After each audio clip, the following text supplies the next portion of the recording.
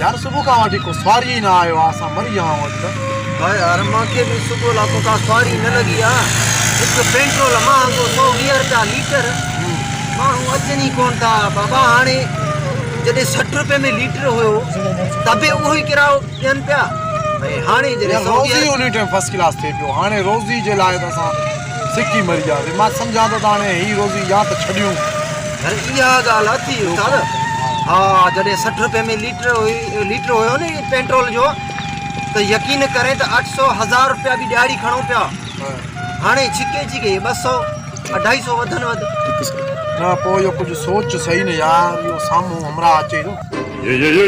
यार मारे पासे न अचई इने के पकड़ो मां जो नाहे गालायल भाषा छा जाऊ मां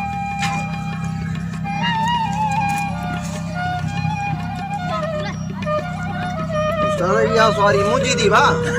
तू गाला वेट गाला अच्छा बाबू हिन गाड़ी से वे ये फर्स्ट क्लास गाड़ी थी उस्ताद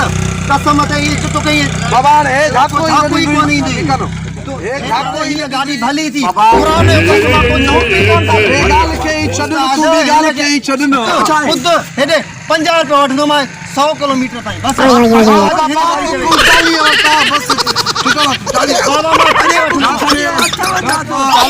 ये गाड़ी भली मुझी गाड़ी अलमा तो 50 रुपए वठनो मैं अरे 100 किलोमीटर ताई मां बाबा भी तो उठाए वे गाड़ी अरे मां 1000 रुपया तो वठाए ना मां फ्री में हल मां तो कहीं मां घर 1000 रुपया दी मैं हिन गाड़ी ते बाबा तू हिन गाड़ी दे अरे गाल छा बाबा तू गाड़ी दे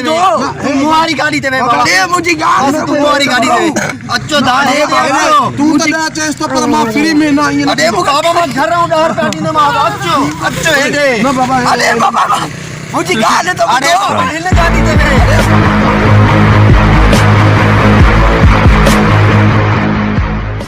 बाबा मुझी गाल बाबा हिन गाड़ी दे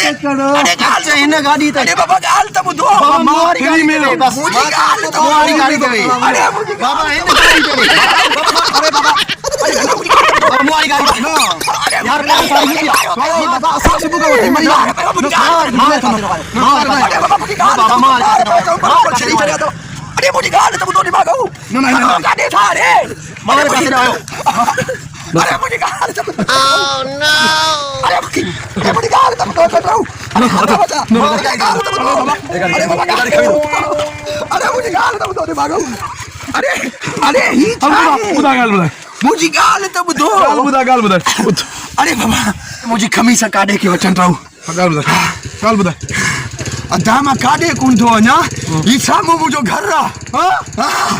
मारे पे में खबर हुई चंपल ममल खिली छड़ियो तो कार पे मारे चंदा टैक्सी वाला मां के आगे में ही खबर हुई है था घर इनीला